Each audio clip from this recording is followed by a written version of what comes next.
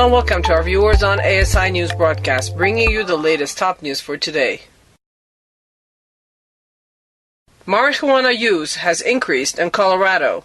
Colorado emerged as the state with the second highest percentage of regular marijuana users as it began legalizing the drug, according to a new national study. The Denver Post reports the study by the National Survey on Drug Use and Health found about 1 out of 8 Colorado residents older than 12 had used marijuana in the past month. Only Rhode Island topped Colorado in the percentage of residents who reported using pot as often, according to the study.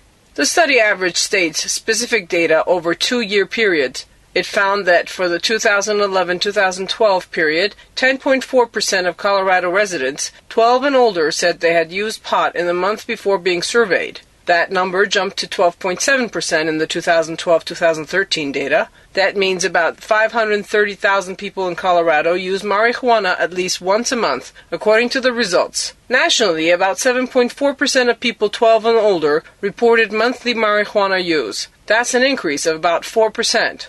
The survey is among the first to quantify pot used in Colorado since late 2012, when voters approved legal pot use and possession for those over 21. But the survey did not analyze data from 2014, when recreational marijuana shops opened, which means it is not a good indication of the effect of commercial sales on marijuana use. I don't think this tells us about the long-term impacts of legalization, said University of California, Los Angeles professor Mark Kleinman, who studies marijuana policy. The number of medical marijuana patients in Colorado rose over the same time period, so the results are not surprising, Kleinman said. He told the Post that researchers will have a better idea about pot use in the first state to legalize recreational sales of the drug once they can focus on data showing how many people use pot daily. Obama hopes to transfer dozens from Guantanamo within 6 months, official says. The Obama administration plans to transfer dozens of detainees from Guantanamo Bay over the next 6 months, with as many as 5 detainees being moved over the next few days, a U.S. official who spoke with CNN on condition of anonymity said Friday. The plans are part of the White House's efforts to reduce the population at the U.S. naval base in the southeastern Cuba. Several more transfers are expected for early 2015.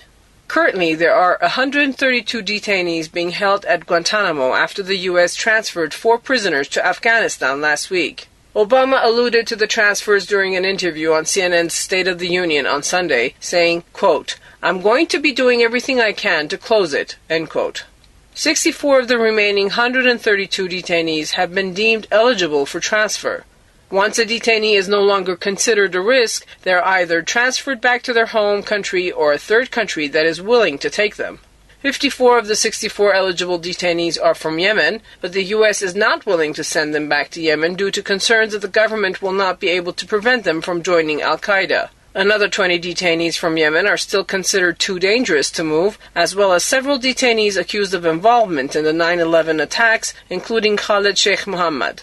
Nearly 800 detainees were held at Guantanamo under the George W. Bush administration, which claimed that since they weren't being held on American soil, detainees could be considered enemy combatants and be denied some legal protections. Almost all detainees were held without charges. Obama pledged to shut down the facility as part of his 2008 campaign, but was heavily opposed by Congress.